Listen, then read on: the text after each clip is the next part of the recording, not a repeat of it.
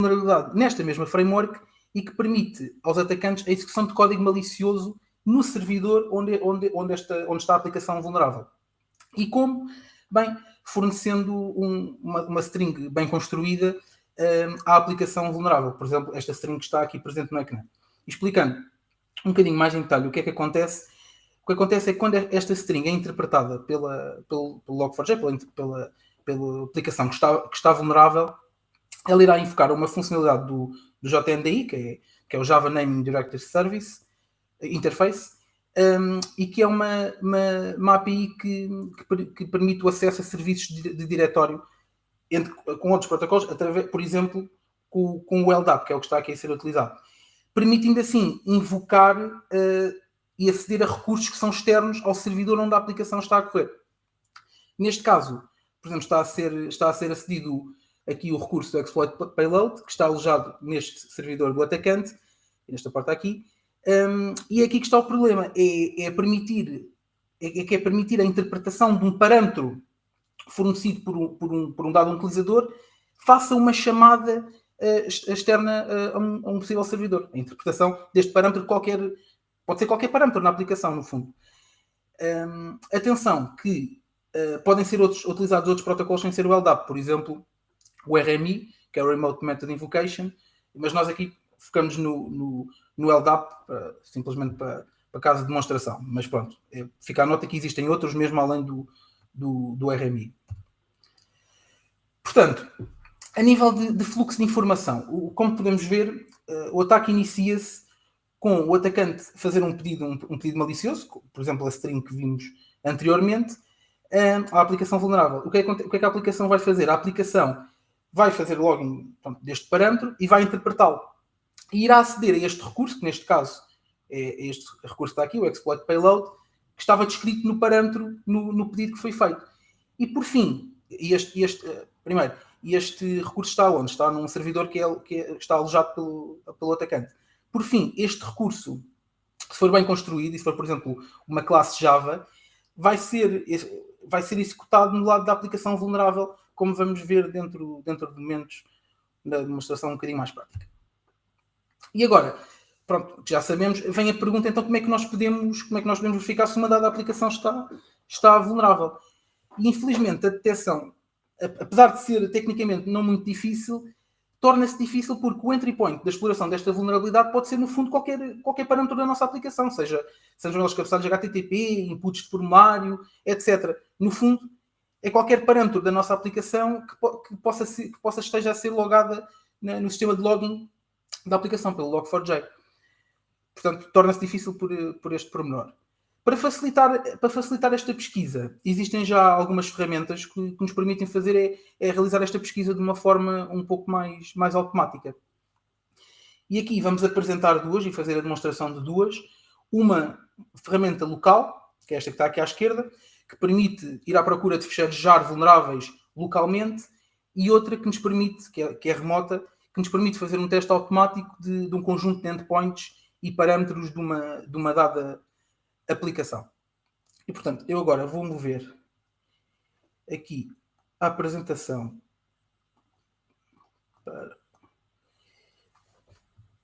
para uma parte aqui mais técnica. Nós aqui no canto superior esquerdo podemos verificar que vamos utilizar um Docker Container que tem uma aplicação que está vulnerável, uma aplicação simples, e vamos correr o container e vamos então exemplificar a execução destas duas ferramentas, da local e da remota. Começando então pela remota. Vejamos que a aplicação já está a correr. Vamos utilizar então esta ferramenta que nos permite fazer o teste remoto, que se chama Log4j Scan. O link está nos slides que depois vão ser também disponibilizados. Esta ferramenta, se for bem parametrizada, permite-nos, através dos parâmetros, dar um conjunto de endpoints. Por exemplo, nós aqui, só por simplicidade, vamos só fornecer um, que também é o que está vulnerável.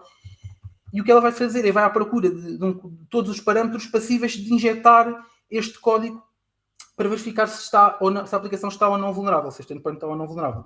E, portanto, o que acontece quando nós executamos, se tudo correr bem, verificamos então que a aplicação, o script detectou que a aplicação está vulnerável neste endpoint aqui. De forma automática, isto é de forma remota. De forma local, nós vamos entrar para dentro do container e vamos utilizar o script que eu mencionei na apresentação, local. Mas vamos buscar o script.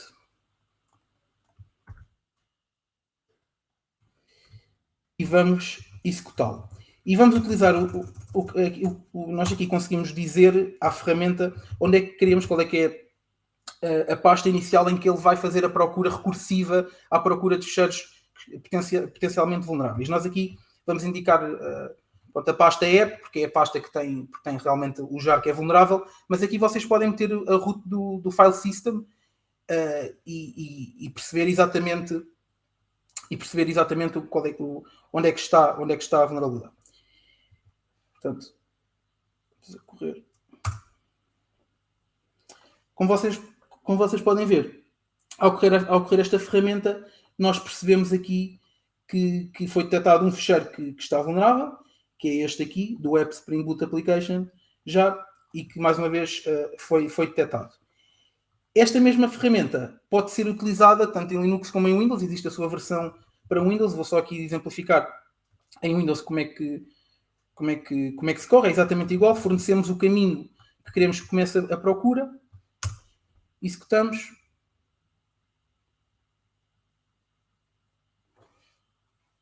E, mais uma vez, foi encontrado o fecheiro que foi vulnerável. Que está vulnerável.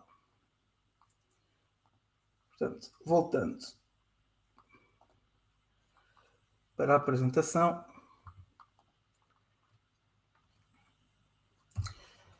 Pronto. E agora que percebemos como é que se pode detectar esta vulnerabilidade, vamos agora dar exemplo do quão perigoso esta exploração pode ser, a exploração desta vulnerabilidade. E o que é que nós vamos fazer? Vamos explorar esta mesma aplicação, que demos agora exemplo na detecção, com o objetivo de conseguir estabelecer uma reverse shell que nos permitirá depois acesso remoto ao sistema que aloja a aplicação, neste caso que é o container, que é aquele container que eu mostrei. Apenas para recapitular aqui o flow da informação que vai acontecer. O que vai acontecer é que nós vamos fornecer aquela tal string que eu falei no início num parâmetro que está vulnerável na aplicação. Não é o parâmetro que está vulnerável, mas é o parâmetro que é logado na aplicação e, por sua vez, faz com que a aplicação esteja vulnerável. Depois, a aplicação vai fazer um pedido ao servidor LDAP. Nós vamos ter o servidor LDAP e HTTP do lado da nossa máquina atacante a alojar este recurso e depois o recurso vai ser disponibilizado na forma de uma classe, Java, de código Java compilado, em que quando for executado pela aplicação vulnerável, vai estabelecer uma ligação para o nosso listener que está na máquina atacante. Vai ser feita uma reverse shell.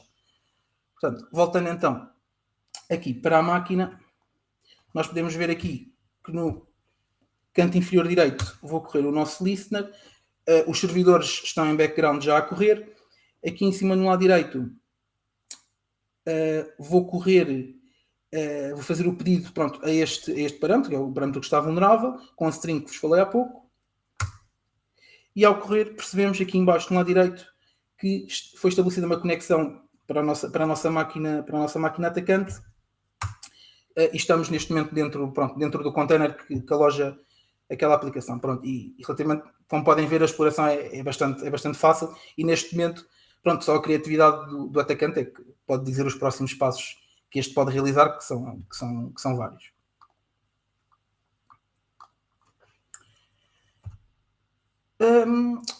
Por fim, a pergunta que fazemos, então, o que é que nós podemos fazer para nos defender? E é no seguimento daquilo que o Nuno referiu há pouco. A solução eficaz é atualizar o Log4j para a versão 2.17, dado que a versão 2.16 também é vulnerável, não esta vulnerabilidade, mas é uma de DOS. Portanto, esta é a solução eficaz. Como alternativas, como medidas temporárias, deixamos aqui duas alternativas. A primeira, tal como o Nuno também já referiu, configurar o parâmetro de format message no lookups para true, para não permitir que estes lookups externos possam ser realizados. Outra alternativa, e é aquela que vamos demonstrar agora aqui na aplicação, para corrigir a aplicação, é utilizar a ferramenta que eu mencionei há pouco para fazer a detecção local com o parâmetro fix. O que é que isto vai fazer? Vai permitir, vai apagar certas classes que estão vulneráveis no core do Log4j, neste caso do JNDI Lookup e do JNDI Manager. Portanto, vamos voltar novamente aqui para o outro lado e vamos correr exatamente o mesmo script de há pouco, mas agora com a flag menos fixe. Ao corrê-la, ele pergunta-nos se nós pretendemos apagar então o JND Lookup.class nos binários que encontrar como vulneráveis. Nós dizemos que sim. E ele, como podemos ver, encontrou o fecheiro que foi vulnerável e depois supostamente deu fix a este fecheiro que foi vulnerável. E o que é que ele fez?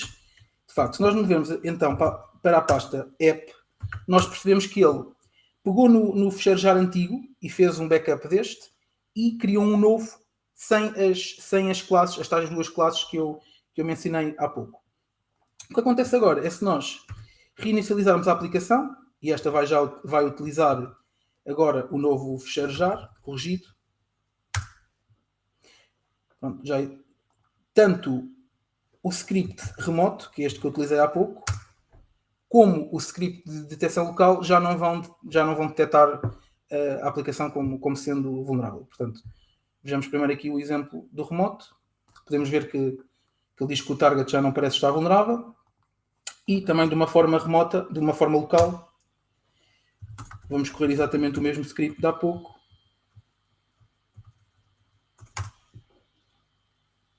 Podemos ver que ele já não encontra fecheiros vulneráveis e apenas um fecheiro que foi corrigido, de facto.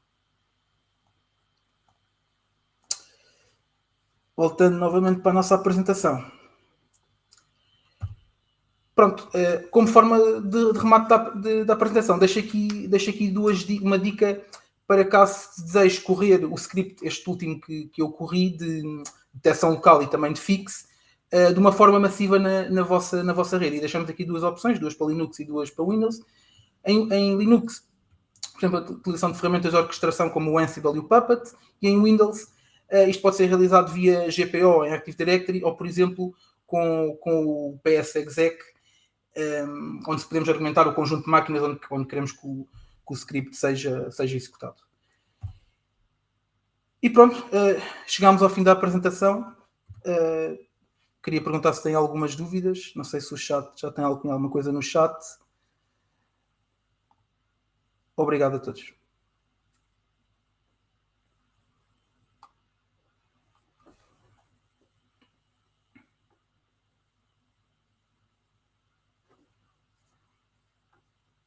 Há aqui algumas perguntas. O Miguel Silveira estava a perguntar, eu não sei se percebi o contexto da pergunta. Conseguem ouvir-me? Sim, Duarte. Não sei se percebi bem o contexto da pergunta, mas eu penso que a pergunta é após a exploração da máquina, portanto, a partir do momento em que o atacante teve sucesso na conexão. Eu penso que a questão é essa. Sim. Portanto, logo a seguir ao ataque, há uma panóplia de evidências que ficam na máquina.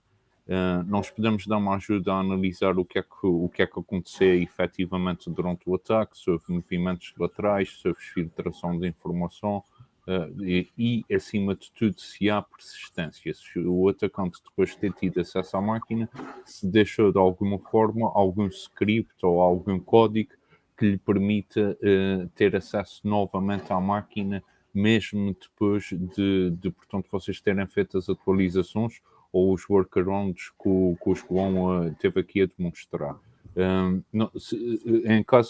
Há aqui duas questões que eu gostava de salientar. No caso de vocês já detectarem que houve um ataque efetivo, eu peço por favor de partilharem esses indicadores de compromisso, como o IP do atacante, o user agent, todas essas informações que ajudam a constituir o ator propriamente dito e o modo como está sendo operado no nosso ciberespaço. Partilhem, por favor, essa informação. Por outro lado, se precisarem de ajuda em algum caso que tenham visto que houve intrusão, nós também temos todo o gosto em disponibilizar a ajuda da equipa do CertoPT. Eu espero ter respondido à pergunta de Miguel. Penso que já há aqui mais algumas questões. Só um segundo. Entretanto, estou aqui a responder algumas. Sim, a apresentação vai ser disponível, vai ser disponibilizada. Estou aqui a ver uma do Miguel Costa. Se os ataques podem ser bloqueados logo no firewall. Portanto, Miguel, perdão, Joaquim, efetivamente podem, mas para se conseguir bloquear um ataque destes no firewall também é preciso já ter algum conhecimento de como é que o atacante está a operar. Espero ter respondido a esta questão. Temos aqui mais uma do Tiago. Boa tarde, escritor. Boa tarde, que implica uma comunicação com a máquina. Portanto, isso é uma questão bastante pertinente, Tiago. Obrigado por teres colocado. Vamos a ver. Eu até vou dizer aqui uma frase que costumo dizer muitas vezes aos meus colegas na equipa, que é: a segurança começa e acaba nas mãos do atacante e não nas mãos de quem está a defender propriamente a rede ou de quem está fazendo o hardening da infraestrutura. Isso porque, no exemplo prático que o João mostrou, nós disputávamos, havia códigos, obviamente, como vocês se aperceberam, haviam códigos a correr em background, mas o que foi feito foi proporcionar que a máquina que estava vulnerável transmitisse uma comunicação para fora, ou isso seja para a internet, como tu estavas a referir, e daí a gente conseguir ter o reverse shell, e tendo o reverse shell, é a máquina que está vulnerável que se comunica com a máquina do atacante, ou seja, toda a comunicação sai de uma forma legítima de dentro para fora da infraestrutura. Isto é apenas uma das 1500 maneiras que o atacante tem para conseguir fazer ações maliciosas. Ele pode não querer executar um shell, por exemplo, pode querer fazer download de um ransomware e logo a seguir explotar o ataque ou explotar o binário, executar o binário, ou seja, explotar o ataque de ransomware. Há aqui um sem fim, exatamente como o João disse, isso tudo depende da criatividade do atacante. Eu espero ter respondido a essa questão. Aproveitar, Eduardo, só antes de passares para a próxima, que há aqui uma pergunta relativamente a outros métodos além do LDAP. Sim, podem ser utilizados outros protocolos, por exemplo, o RMI ou o próprio DNS. Só para deixar também isso claro. Há aqui uma outra questão do Pinto Costa em relação à identificação dos peludos. Isso é giro, mas é sempre complicado e depende muito, por exemplo, da maturidade do atacante. Se o atacante estiver a usar códigos pré-compilados, como por exemplo do Metaxploit, sim, há uma infinidade, por exemplo, de assinaturas e áreas. Se estiveres a usar, por exemplo, um Snort na tua rede, já há assinaturas para identificação de payloads do Metaxploit. Agora, se estivermos a falar de um atacante que tem mais maturidade, obviamente que a detecção é muito mais complicada e pode mesmo, o ataque pode passar em transparente pelos firewalls. Espero ter respondido a mais essa questão do Pinto da Costa.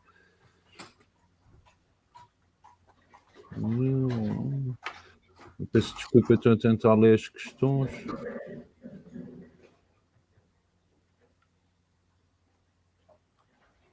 Bem, há aqui uma do Tiago Janeiros, peço desculpa se li mal o nome. Os cenários em que os servidores expostos não podem iniciar uma comunicação para fora estão, de certa forma, mitigados? Não, porque da mesma forma que há pouco eu estava a falar que é possível fazer o download de um binário e de seguida executá-lo, também há forma de passar esse binário em teste para os servidores, compilar nos servidores e executar. Portanto, logo que o servidor consiga comunicar com a máquina do atacante, está na criatividade do atacante os próximos passos do ataque. Espero ter respondido ao Tiago.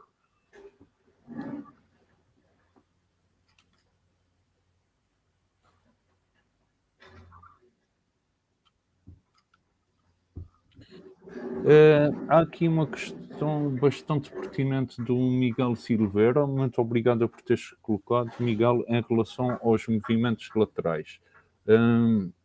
É assim, dependente do atacante ou dependente do grupo ativista que tivermos a falar, hoje em dia já há algum...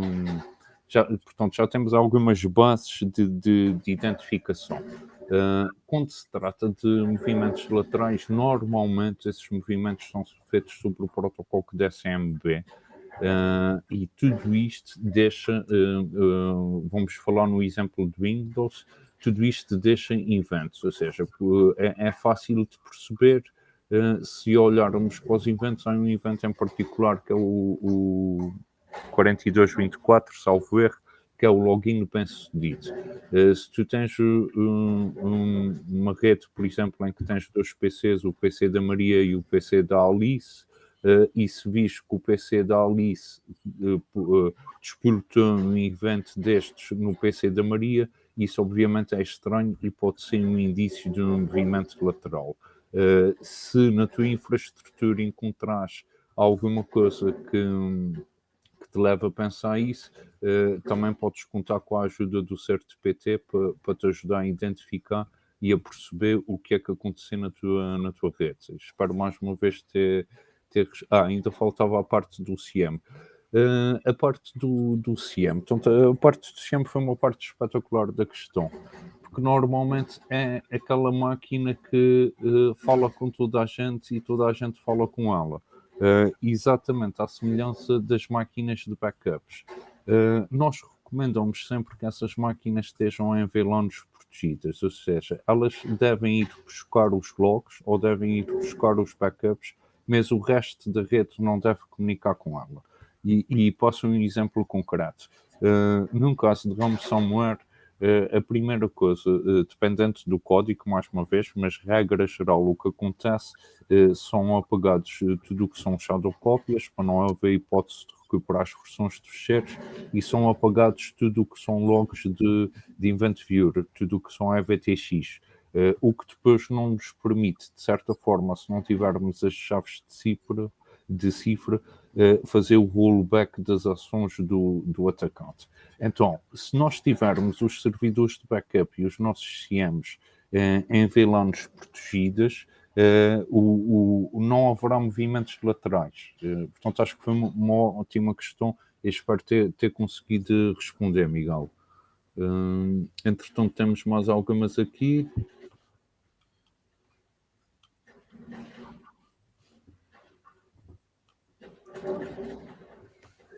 Há aqui uma questão do Pedro em relação à persistência.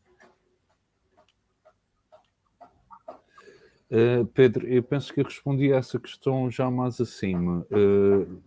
Tudo depende em relação à persistência. Estamos a falar sempre de coisas ou que fiquem, que sejam disputadas depois de um serviço ter arrancado, de um processo ter arrancado em relação ao Windows, em métodos de old school, persistência no arranque das máquinas. Em Linux podes olhar para os cronos, para os baixos RC. Há uma série de sítios onde pode haver persistência. E sim, mesmo depois de volta a recapitular o que já tinha reiterado anteriormente, se a máquina estiver vulnerável, for comprometida e vocês atualizarem, não se preocuparem com o que aconteceu enquanto o atacante teve acesso, ou os atacantes, sim, a máquina continua a ser cedida muito provavelmente pelo atacante. Vamos passar à próxima.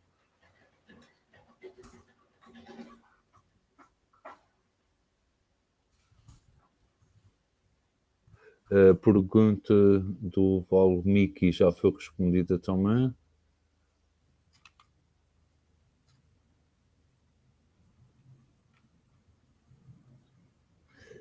Na continuidade da pergunta dele, na eventualidade de se tratar de um movimento lateral, o atacante pode usar esta vulnerabilidade a partir do interior da rede para comprometer novas máquinas no interior da rede. Sim. A história mais bizarra que eu posso partilhar com vocês é de um aquário. um aquário que foi comprometido e serviu de pivô para comprometer o resto da rede. Isto pode acontecer no caso do Log4Shell.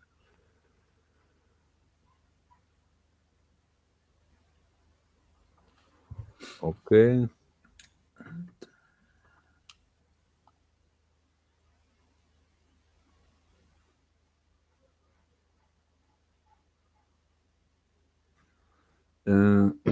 Eu noto que há aqui algumas questões à volta da persistência depois das atualizações. Sim, volto a dizer, pode acontecer. A melhor forma que vocês têm de validar essas questões é olhar para os logs das aplicações, perceber qual foi o IP que disputou o ataque e aí sim, como algum camarada referia anteriormente, meter regras de in e out nos firewalls e assim sim, mesmo que haja persistência, não há de ser para aquele IP. Eu gostava de lembrar que nesta fase não é dar o doce e logo a seguir tirar o doce à criança, mas eu gostava de lembrar também que muitas vezes os atacantes têm vários IPs de CCs, de Command and Control, que podem receber ligações da mesma vítima.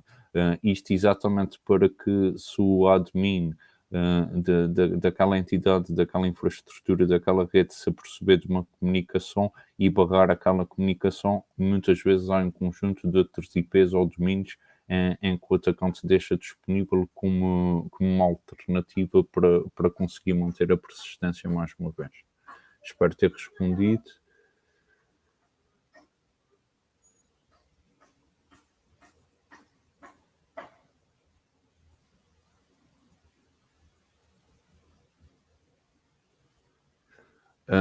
Obviamente, há aqui uma questão do Alexandre.